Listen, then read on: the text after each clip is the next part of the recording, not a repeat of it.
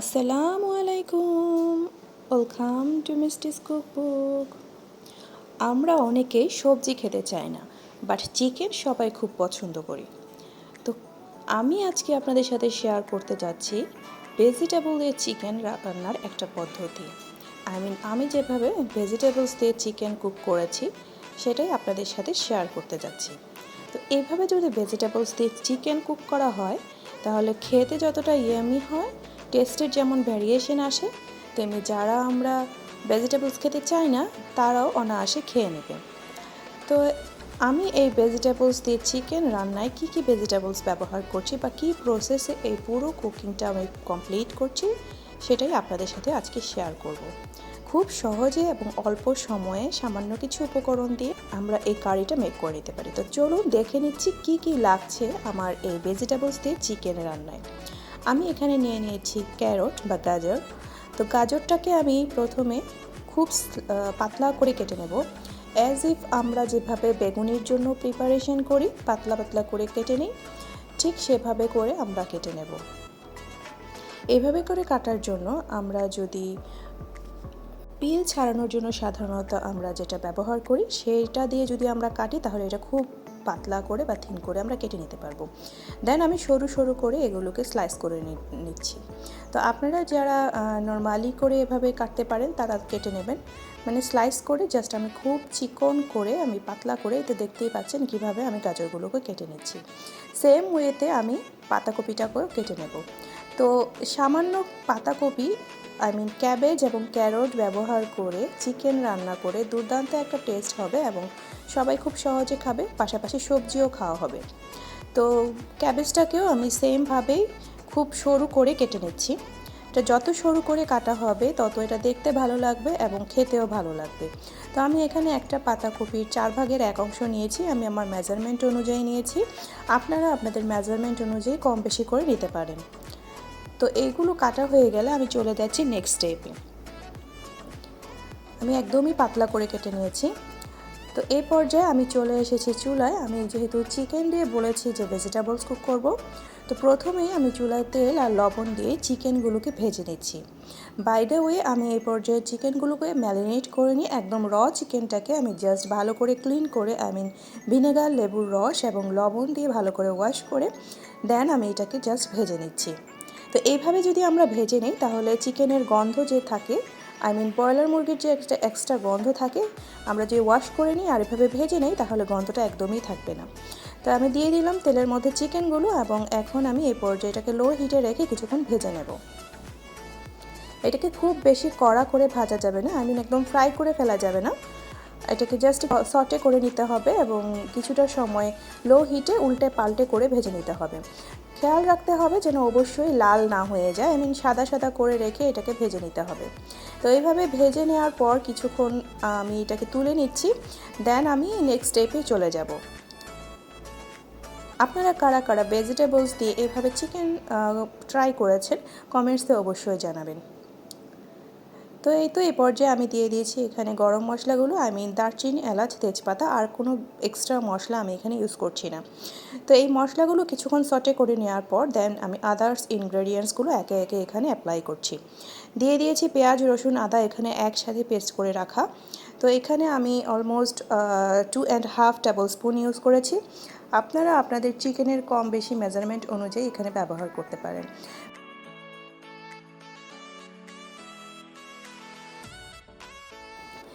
By the way, আমি এখানে এই মশলাগুলোকে আগেই মেজারমেন্ট অনুযায়ী রেডি করে রেখেছিলাম, লাইক রসুনটা বেশি এবং আদাটা কম দিয়ে এবং পেঁয়াজ সেভাবে মেজার করেই আমি এখানে পেস্ট করে রেখেছি।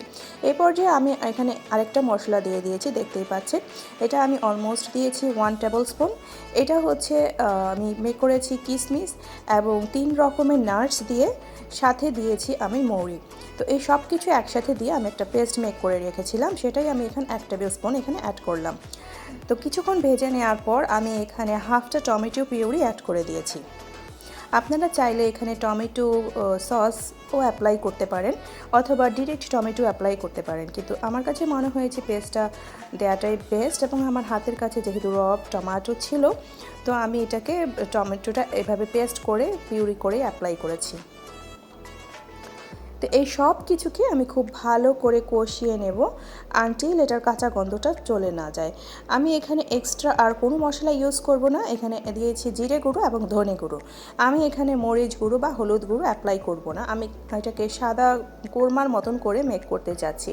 আপনারা চাইলে অ্যাড করতে পারেন, তবে আমি চাচ্ছি এটাকে সাদা করে মেক করতে। তো এর জন্য আমি এখানে হলুদ বা গুঁড়ো মরিচ ব্যবহার করছি না। তো এই তো আমি এখন এটাকে নেড়ে চেড়ে খুব লো হিটে বেশ কিছুটা সময় ধরে কষিয়ে নেব। এবং এই পুরো রান্নাটাতে আমার 2 টেবিল স্পুন অয়েল লেগেছে। দেখতেই পেয়েছেন আমি ভাজার সময় যেই তেলটা দিয়েছি এর বাইরে আমি আরেকটুও তেল এখানে ব্যবহার করিনি, এবং খেতে সত্যিই দুর্দান্ত ছিল। তো এভাবে কম তেলে সবজি দিয়ে চিকেন রান্না করে মাঝে মাঝে ট্রাই করতে পারেন। এটা যেমন হেলদি সেরকম টেস্টের তো ভ্যারিয়েশন আনবেই, এবং সবাই একটু টেস্টের ভ্যারিয়েশন আসলে অবশ্যই পছন্দ করে। তো আমি এই পর্যায়ে অ্যাড করে দিয়েছি ভেজে রাখা চিকেনগুলোকে। এখন আমি এটা অনেকটা সময় ধরে কষিয়ে নেব, যেহেতু আমি চিকেনগুলোকে খুব বেশি ভাজিনি। তো এই পর্যায়ে সমস্ত মশলার সাথে এটাকে ভালো করে আমি কষিয়ে নেব। এখানে কোনো রকম পানি অ্যাড করার প্রয়োজন নেই, কারণ আমরা যখন এটাকে লো হিটে রেখে কষিয়ে নেব ঢেকে ঢেকে, তখন চিকেন থেকে যে পানিটা ছাড়বে সেটা দিয়ে এটা খুব সুন্দরভাবে কষে যাবে। আমার এই রেসিপিটা বা ভিডিওটা যদি আপনাদের ভালো লেগে থাকে তাহলে লাইক, কমেন্ট, শেয়ার, সাবস্ক্রাইব করে চাইলে পাশে থাকতে পারেন। পাশে থাকা বেল আইকনটি প্রেস করে দেবেন পরবর্তীতে নতুন ভিডিও নোটিফিকেশন পেতে। যারা অলরেডি আমাকে সাবস্ক্রাইব করেছেন তাদেরকে অসংখ্য অসংখ্য আন্তরিক ধন্যবাদ এবং শুভেচ্ছা। যারা প্রতিনিয়ত সুন্দর সুন্দর কমেন্টস করে আমাকে অনুপ্রাণিত করছেন তাদের জন্য রইল শুভকামনা, অসংখ্য ধন্যবাদ এবং শুভেচ্ছা। যারা আজকে আমার চ্যানেলে নতুন ভিজিট করছেন তাদের যদি এই রেসিপিটি বা আমার ভিডিওটি ভালো লেগে থাকে তাহলে চাইলে লাইক, কমেন্ট, শেয়ার, সাবস্ক্রাইব করে পাশে থাকতে পারেন। আমি পরবর্তীতে নির্দিষ্ট সময় পর আপনাদের চ্যানেলে পৌঁছে যাব। তো অনেকটা সময় এটাকে কষিয়ে নেওয়ার পর যখন এটা পুরোপুরি কষানো হয়ে গেছে এ পর্যায়ে আমি এখানে সামান্য পরিমাণ দুধ অ্যাড করে দিয়েছি।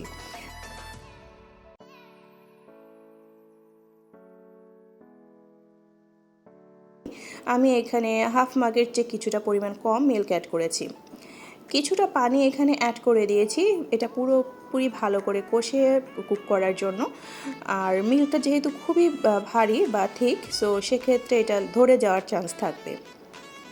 তো আমি এটাকে আরও কিছুটা সময় এভাবে করে কুক করে নেব, দেন আমি এখানে ভেজিটেবলসগুলো অ্যাড করে দেবো। তো খুব সহজেই হাতের কাছে থাকা কিছু উপকরণ দিয়ে একটু টেস্টের ভ্যারিয়েশন নিয়ে আসা যায় এবং সাথে সাথে হেলদি উপায়ে একটা চিকেনও কুক করা যায়। এর মাধ্যমে যারা চিকেন খেতে চায় বা ভেজিটেবলস খেতে চায় না তারাও খুব সহজে খেয়ে নেবে। তো আমি কিন্তু আগে পেঁয়াজটাকে বাটা অ্যাপ্লাই করেছিলাম, কাটা পেঁয়াজ দিইনি। তো এই পর্যায়ে আমি কেটে রাখা পেঁয়াজ, গাজর এবং ক্যাবেজটা সব দিয়ে দিলাম একসাথে। তো এখন আমি এটাকে নেড়ে চেড়ে কিছুক্ষণ কুক করে নেব এবং কিছু সময় আমি এটাকে ঢেকে দেব। এ পর্যায়ে এটা খুব বেশি সময় লাগবে না কুক হতে, যেহেতু গাজর বা পাতাকপি কোনোটাই বেশি সময় লাগে না কুক হতে। তো অ্যারাউন্ড 5 মিনিটসে এই পুরো রান্নাটা হয়ে যাবে।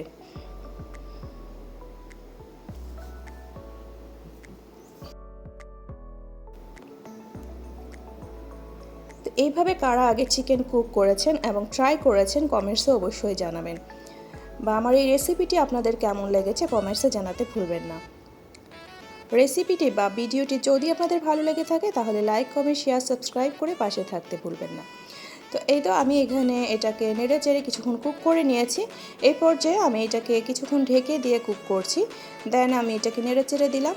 এই পর্যায়ে আমি কিছুটা লবণ এখানে অ্যাড করে দিয়েছি কিছুটা পরিমাণ চিনি, জাস্ট টেস্টের ব্যালেন্সের জন্য। আপনারা চাইলে চিনিটাকে স্কিপও করতে পারেন। তো আমি এটাকে একদমই মাখো মাখো একটা কনসিস্টেন্সিতে কুক করব। আপনাদের যদি মনে হয় যে আপনারা এটাকে গ্রেভি রাখতে চাচ্ছেন তাহলে সেভাবে আপনারা গ্রেভি অ্যাড করতে পারেন, বাট এটা এভাবে মাখো মাখো কনসিস্টেন্সিতে কুক করলেই বেটার রেজাল্ট আসে।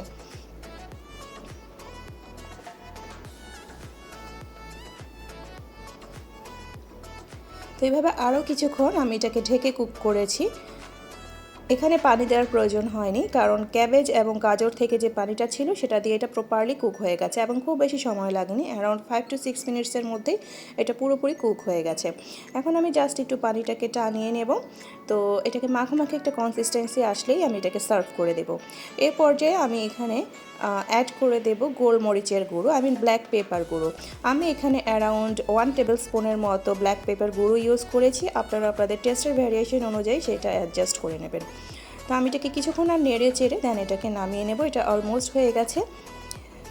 তো এই চিকেনটা আপনারা রুটি, পরোটা, ভাত, পোলাও, ফ্রাইড রাইস যে কোনো কিছুর সাথে ট্রাই করতে পারেন। ইভেন নানের সাথেও এটা খুব দুর্দান্ত লাগে খেতে। এইভাবে যদি একটা চিকেন কুক করে সার্ভ করেন, সেক্ষেত্রে এটা যেরকম ভ্যারিয়েশন আসবে, আপনার এক্সট্রা কোনো স্পাইসেসে এখানে অ্যাড করতে হচ্ছে না। তো দেখতেই পাচ্ছেন আমার চিকেনটা অলরেডি হয়ে গেছে, আমি সার্ভ করে দিয়েছি। একটা মাখো মাখো কনসিস্টেন্সি বা গ্রেভি হয়েছে, খেতে দুর্দান্ত ছিল এই চিকেনটা।